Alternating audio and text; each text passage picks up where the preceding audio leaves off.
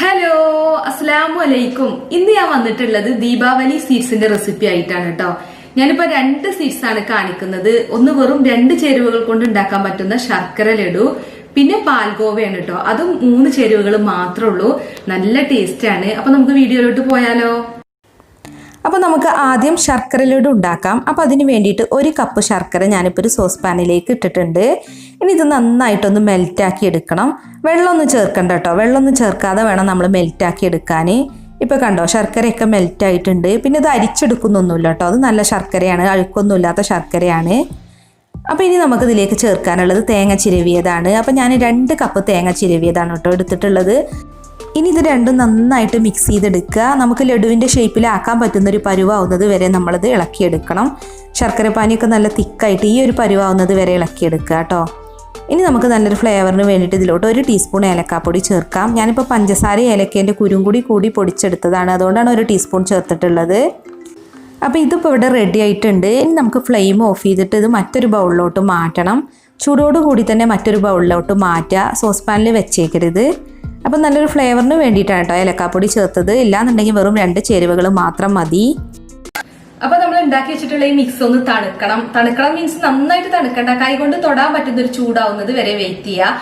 അതിനുശേഷം വേണം നമുക്ക് ലഡു ഷേപ്പ് ചെയ്തെടുക്കാന്.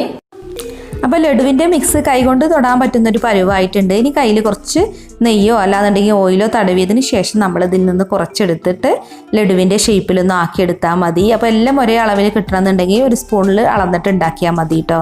അപ്പോൾ ഞാനിപ്പോൾ ഇത് ഒരെണ്ണം ഇവിടെ ഷേപ്പ് ചെയ്തെടുത്തിട്ടുണ്ട്. ഇനി നമുക്കെല്ലാം ഇതുപോലെ തന്നെ ഒന്ന് ഷേപ്പ് ചെയ്തെടുക്കാം. ഇനി നമുക്ക് ദീപാവലി സ്പെഷ്യൽ ആയിട്ടുള്ള 2ാമത്തെ സ്വീറ്റ് ഉണ്ടാക്കാം. പാൽഗോവയാണ് കേട്ടോ ഉണ്ടാക്കുന്നത്. അപ്പോൾ അതിന് വേണ്ടിയിട്ട് ഒരു സോസ് പാനിലേക്ക് 1/2 കപ്പ് നെയ്യ് ചേർക്കുന്നുണ്ട്. നെയ്യ് മെൽറ്റ് ആക്കിയിട്ടാണ് കേട്ടോ ഞാനിപ്പോൾ ചേർത്തിട്ടുള്ളത്. ഇനിയിപ്പോൾ നിങ്ങളുടെ കയ്യിൽ നെയ്യ് ഇല്ലാന്നുണ്ടെങ്കിൽ വേണമെന്നുണ്ടെങ്കിൽ നമുക്ക് ഡാൽഡയും ചേർക്കാം. അപ്പോൾ മെൽറ്റ് ചെയ്തിട്ട് വേണം 1/2 കപ്പ് അളക്കാൻ. ഇനി ഇതിലേക്ക് ചേർക്കുന്നത് 1 കപ്പ് മൈദയാണ് കേട്ടോ. അപ്പോൾ ലോ ഫ്ലെയിമിലിട്ടാണ് ഞാനിപ്പോൾ നെയ്യൊന്ന് ചൂടാക്കി എടുത്തിട്ടുള്ളത്. ഇനി അതിലേക്ക് മൈദ ഇട്ടിട്ട് നന്നായിട്ട് മിക്സ് ചെയ്യുക. ലോ ഫ്ലെയിമിലിട്ട് തന്നെ മിക്സ് ചെയ്താൽ മതി. ഒരു 10-15 മിനിറ്റ് നമ്മളത് നല്ല പോലെ ഒന്ന് ഇളക്കിയെടുക്കണം. മൈദയുടെ പച്ചച്ചുവയൊക്കെ മാറി നന്നായിട്ട് മിക്സ് ആക്കി എടുക്കുക. അതിനുശേഷം ഇതിലേക്ക് 1 ടീസ്പൂൺ ഏലക്കാപ്പൊടി ചേർക്കുന്നുണ്ട്. അപ്പോൾ പഞ്ചസാര ഏലക്ക കൂടി പൊടിച്ചതായതുകൊണ്ടാണ് 1 ടീസ്പൂൺ ചേർത്തിട്ടുള്ളത്. അപ്പോൾ ഇതിവിടെ ഞാനിപ്പോൾ ഒരു 15 മിനിറ്റ് മിക്സ് ചെയ്തെടുത്തിട്ടുണ്ട്. ഇനി നമുക്ക് ഫ്ലെയിം ഓഫ് ചെയ്യാം. അപ്പൊ 5 മിനിറ്റ് നേരത്തിന് നമ്മളത് കുറച്ചു നേരം ഒന്ന് മാറ്റി വെക്കണം. ഒന്ന് ജസ്റ്റ് ഒന്ന് ചൂടാറിയതിനു ശേഷം വേണം അത് മിക്സ് ചെയ്യാന്. അപ്പൊ ഇതിവിടെ തണുത്തിട്ടുണ്ട്. ഇനി നമുക്ക് ഇതിലേക്ക് പഞ്ചസാര ഇട്ടിട്ടൊന്ന് മിക്സ് ചെയ്യാം. അപ്പം ഞാൻ 5 മിനിറ്റ് മാത്രമാണ് കേട്ടോ ഇത് റെസ്റ്റ് ചെയ്യാൻ വെച്ചിട്ടുള്ളത്. അതിനുശേഷം ഇതിലേക്ക് 1 കപ്പ് പഞ്ചസാര പൊടിച്ചതാണ് ചേർക്കുന്നത്.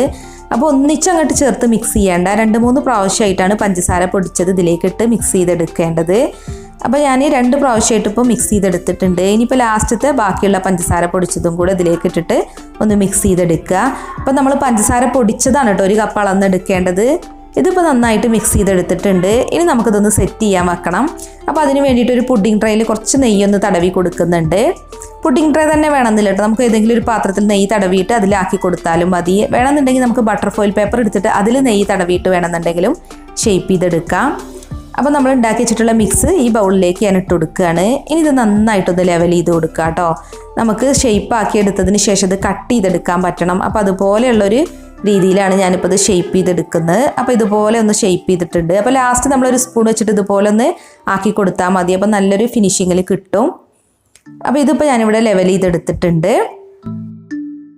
നമുക്കിത് സെറ്റ് ചെയ്യാൻ വേണ്ടിയിട്ട് ഫ്രിഡ്ജിലേക്ക് വെക്കണം. ഒരു 20 മിനിറ്റ് മാത്രം വെച്ചാൽ മതി കേട്ടോ. കുറെ നേരം വെച്ച് കഴിഞ്ഞാൽ നല്ല ഹാർഡാവും. 20 മിനിറ്റ് നേരം ഫ്രിഡ്ജിലേക്ക് റെസ്റ്റ് ചെയ്യാൻ വേണ്ടിയിട്ട് വെക്കാം.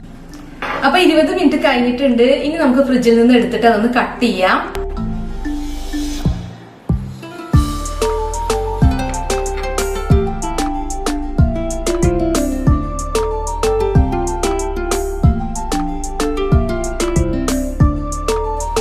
അപ്പോൾ ഞാനിപ്പോൾ ഇതെല്ലാം കട്ട് ചെയ്ത് വെച്ചിട്ടുണ്ട് കേട്ടോ. ഇനി നമുക്കിതൊരു സെർവിങ് പ്ലേറ്റിലേക്ക് മാറ്റാം. അപ്പോൾ നമുക്ക് വേണമെന്നുണ്ടെങ്കിൽ ഇതിപ്പോൾ ഈ പുഡിംഗ് ട്രേയിൽ നിന്ന് മാറ്റിയിട്ട് വേണമെന്നുണ്ടെങ്കിൽ കട്ട് ചെയ്തെടുക്കാം.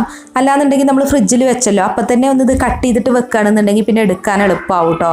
അപ്പോൾ അത് നിങ്ങളുടെ ഇഷ്ടത്തിനനുസരിച്ച് ചെയ്യാം. അല്ലാന്നുണ്ടെങ്കിൽ ബട്ടർ ഫോയിൽ പേപ്പർ വെച്ചിട്ടാണ് നമ്മളത് സെറ്റ് ചെയ്യുന്നത് വെച്ചാൽ ബട്ടർ ഫോയിൽ പേപ്പർ കൊടുക്കാൻ എടുക്കുകയാണെന്നുണ്ടെങ്കിൽ അത്രയും ഈസിയാണ്. അപ്പോൾ എന്താണെങ്കിലും ഇതുപോലെ ചെറിയ ചെറിയ പീസായിട്ട് കട്ട് ചെയ്താൽ മതി. അപ്പോൾ നമ്മുടെ സ്വീറ്റ്സ് എല്ലാം ഇവിടെ റെഡി ആയിട്ടുണ്ട് കേട്ടോ.